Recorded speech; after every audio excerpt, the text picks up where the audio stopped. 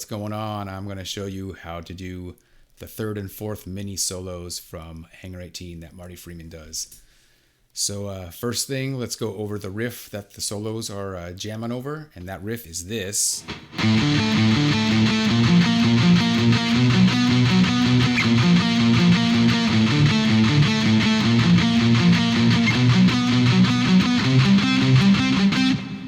Okay, so real fast, what's going on with those? Because whatever the riff is doing gives us an idea of what we can do as far as solos go. So in that riff, I'm thinking D minor, but it's starting in with a D power chord with our open D string more or less, but it's got an open A in there, so it's just an inversion of the D chord. After that, going to a B flat. So I see that as being chord number 6 of the D minor scale. And then a B natural. So that can be chord number 6 of the D Dorian scale, or you can think of it as chord number 6 of the D major scale. What comes afterwards, being that it's the second half of the riff has the C note, or the third fret. That's chord number 7 of the D minor scale, which is also chord number 7 of the D Dorian. So I'm thinking a good candidate for this riff is the D Dorian mode, or just the D minor scale, or pentatonics. Okay, so a little mini solo number 3 is going to start us up on the 17th fret of our G string with a full bend. So we're bending into a D note, the root note of the riff. Okay. And then we're going to do the same note, but without a bend, is the 15th fret of our B string. Okay. And then we'll do the 17th fret of the B string, scale degree 2. And we're going to, instead of hitting that a second time, we're going to do a very Marty Friedman style bend. Go 1 fret down and bend half up. So that's something you see in a lot of his solos, where instead of if his target note, say, is his target note is this E note, he goes to an E flat and then bends into it. Okay, very Marty Friedman-ish. So if you want to emulate the kind of sound that he has, that'd be one of the tricks you can pull out. All right, so this next part coming up, we should have a half bend on our 16th fret. We're gonna hold it and then add a finger on the 17th fret while the bend is still being held, and then we can release it down to the 17th fret. Okay. So really, what we're in a fancy bendy way. We're just doing.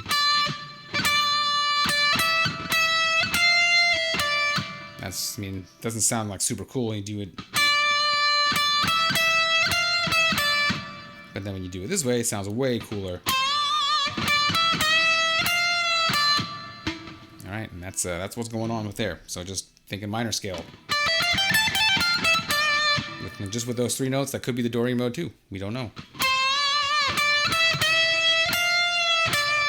All right, so after that, we did that, added the finger, released the bend to the 17th fret, and then finish it off with 15th fret of our B string, back to the D note. Okay, so after that, we're going to go up to the 18th fret of the B string, do a full bend, release it, and then that's just a good old pentatonic lick. So that was release the bend and then hit the 18th fret again, and then hammer on pull off from 15, 18 to 15. And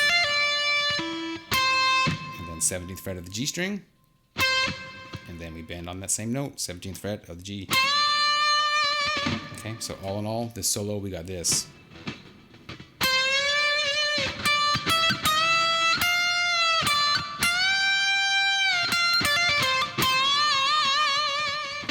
Solo, he does some super exaggerated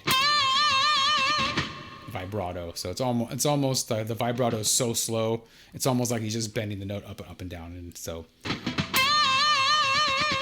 sounds super cool too.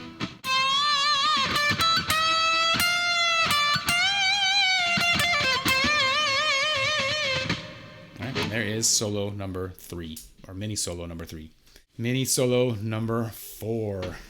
This one starts it's going to be in the overall position of that D minor arpeggio.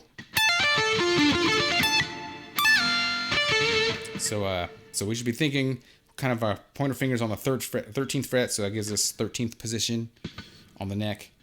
So instead of hitting 17th fret, we're gonna you're gonna go back 1 fret and bend half, do a half bend. So a 16th fret half bend should give you like a bendy sound of the 17th fret. Alright, so I did my 16th fret with a half bend, and then down to 13th fret, so it's a note of the arpeggio. And we're gonna kind of use a couple scale tones in here. So we're gonna go on the B string, 17, 15. So at 17th fret would be the scale note, and then back to a note of the arpeggio. That's the root, and then we'll hit the 5th of the arpeggio, the 14th fret of the G string. Okay. So we just landed on an A note, 14th fret of our G string, and then we're gonna hit a high A note, the octave of it. So back up to the 17th fret. And then we're going to do a little half bend on the 17th fret, which should sound like we're hitting the 18th fret. And that's going over. It's doing that B flat. And bending our A note into a B flat note. So that's right over that same chord.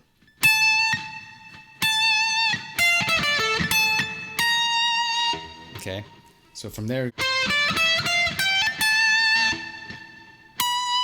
so he starts using that D Dorian mode.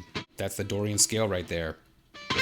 So that's scale degree 7. This will be a 17th fret of our G string. And then the root is on the 15th fret of our B. So just going straight up that. So 15, 17, 18, and then 15, 17, 19. That's the Dorian mode. It's a minor scale with a raised 6th note. So a normal 6th note would have been the 18th fret of the high E string, but this time it's 19th fret. Okay, so this little part here, we got 17 of the G, then 15, 17, 18 of the B string. Okay, then on the high E string, 15, 17, and then we're actually going to slide into the 19th fret. Okay, from there, we're going to do a diminished 7th arpeggio on 4 strings. Okay, so this is worth knowing and memorizing, just this shape. I think of this as being my 3-string diminished 7th arpeggio that I can use as 16th notes. Okay, so I'm thinking 1E and a 2E and a 1E and a 2E and a 3E and a 4E and a da da da da da da da da da da da da da da, dividing the beat into 4. 1, 2, 3, 4. 1, 2, 3, 4. 1, 2, 3, 4. Okay. Versus my 3-string diminished 7 arpeggio that only I use it as triplets. I'll be leaving off that lowest note. And now I'm doing this as triplets. 1 triplet, 2 triplet, 3 triplet, 1 triplet, 2 triplet, 3 triplet, 4 triplet.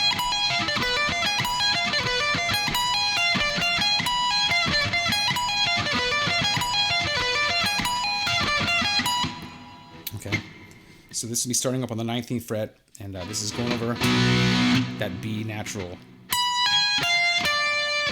So 19, pull off to 16. I'm sorry, 16. 18 on the B string, 19 on the G string, 16 on the G string. And then we're gonna get one more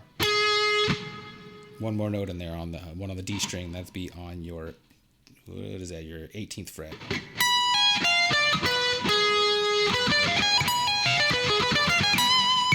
Doing it like this, that actually puts you in groups of 5, which is really weird, but you can. 1, 2, 3, 4, 5. 1, 2, 3, 4, 5. It's another little trick you can have up your sleeve. So, okay,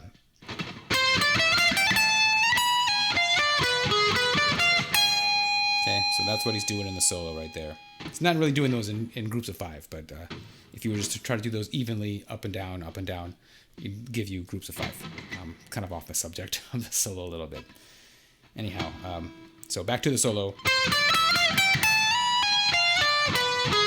Okay, so then we're just going to go right back up that arpeggio. And then instead of going back up to the 19th fret, we'll go to the 20th fret and do a full bend. And this time we're going to do these bends. Kind of just like release them a little bit and then rebend them and release them a little bit and rebend them. Oops. All right, so this whole solo is looking like this.